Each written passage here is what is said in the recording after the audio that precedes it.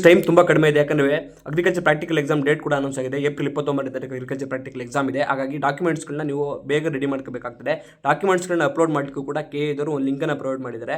ಆ ಲಿಂಕಲ್ಲಿ ನೀವು ನಾಳೆ 11ನೇ ತಾರೀಕಿಂದ 29ನೇ ತಾರೀಕು ನಿಮ್ಮ ಡಾಕ್ಯುಮೆಂಟ್ಸನ್ನು ಅಪ್ಲೋಡ್ ಮಾಡಬೇಕಾಗಿರ್ತದೆ. ಹಲವಾರು ಸ್ಟೂಡೆಂಟ್ಸ್ಗಳು ಡಾಕ್ಯುಮೆಂಟ್ಸ್ಗಳನ್ನ ರೆಡಿ ಮಾಡ್ಕೊಂಡಿಲ್ಲ. ಹಾಗಾಗಿ ಬೇಗ ಯಾವೆಲ್ಲ ಡಾಕ್ಯುಮೆಂಟ್ಸ್ಗಳು ಬೇಕಾಗಿರುತ್ತೆ ಅಂತವ್ರನ್ನ ರೆಡಿ ಮಾಡ್ಕೊಳ್ಳಿ. ಮೊದಲನೇ ಬೇಕಾಗಿರ್ತಕ್ಕಂಥದ್ದು ನಿಮಗೆ ವ್ಯವಸಾಯಗಾರ ದೃಢೀಕರಣ ಪತ್ರ. ಎಲ್ಲ ಸ್ಟೂಡೆಂಟ್ಸ್ಗಳು ಇನ್ನೂ ಯಾರು ಅಪ್ಲೈ ಮಾಡಿಲ್ಲ, ಈ ಕೂಡಲೇ ಅಪ್ಲೈ ಮಾಡಿ, ಯಾಕಂದರೆ ಟೈಮ್ ತುಂಬ ಕಡಿಮೆ ಇದೆ. ವ್ಯವಸಾಯಗಾರ ದೃಢೀಕರಣ ಪತ್ರವನ್ನು ಮಾಡಿಸ್ಕೊಳ್ಳಿ. ಅದ್ರ ಜೊತೆಗೆ ಅಫಿಡವಿಟ್ 1 ಮತ್ತು ಅಫಿಡವಿಟ್ 2 ಅಂತ ಇರುತ್ತೆ.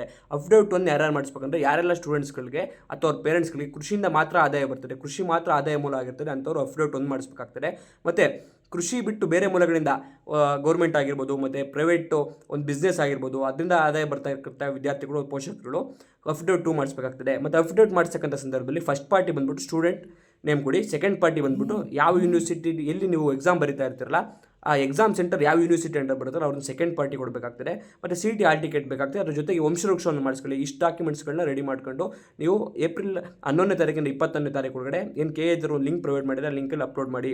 ಈ ವಿಡಿಯೋವನ್ನು ಯಾವುದೇ ಕಾರಣಕ್ಕೂ ಕೂಡ ಮಿಸ್ ಮಾಡೋಕೆ ಹೋಗ್ಬೇಡಿ. ಯಾರ್ಯಾರು ಸ್ಟೂಡೆಂಟ್ಸ್ಗಳು ಸಬ್ಸ್ಕ್ರೈಬ್ ಮಾಡಿಲ್ಲ ಸಬ್ಸ್ಕ್ರೈಬ್ ಮಾಡ್ಕೊಳ್ಳಿ. ಮತ್ತು ನಾವು ಕರ್ನಾಟಕದ 31 ಜಿಲ್ಲೆಗಳಲ್ಲೂ ಕೂಡ ನಮ್ಮ ವಿಕಸಿತ್ ಪಾರ್ಟಿಷನ್ ಅಕಾಡೆಮಿ ವತಿಯಿಂದ ಒಂದು ಕೋಚಿಂಗನ್ನು ನೀಡ್ತಾ ಇದ್ದೇವೆ. ಕೋಚಿಂಗನ್ನು ನಿಮಗೆ ಬೇಕಾಗಿದ್ದಂಥ ಸಂದರ್ಭದಲ್ಲಿ 8217413646 ಈ ನಂಬರ್ಗೆ ಕರೆ ಮಾಡಿ. ಮತ್ತು ಡಾಕ್ಯುಮೆಂಟ್ಸ್ ರಿಲೇಟೆಡ್ ಆಗಿರ್ಬೋದು ಮತ್ತು ಕೃಷಿ ಪ್ರಾಯೋಗಿಕ ಪರೀಕ್ಷೆ ರಿಲೇಟೆಡ್ ಯಾವುದೇ ರೀತಿಯಾಗಿರ್ತಕ್ಕಂಥ ನಿಮಗೆ ಪ್ರಾಬ್ಲಮ್ ಆದರೂ ಕೂಡ ಮತ್ತು ನಿಮ್ಗೆ ಯಾವುದೇ ರೀತಿಯ ಗೊಂದಲ ಇದ್ದರೂ ಕೂಡ ಈ ನಂಬರ್ಗೆ ಕಾಂಟ್ಯಾಕ್ಟ್ ಮಾಡಿ.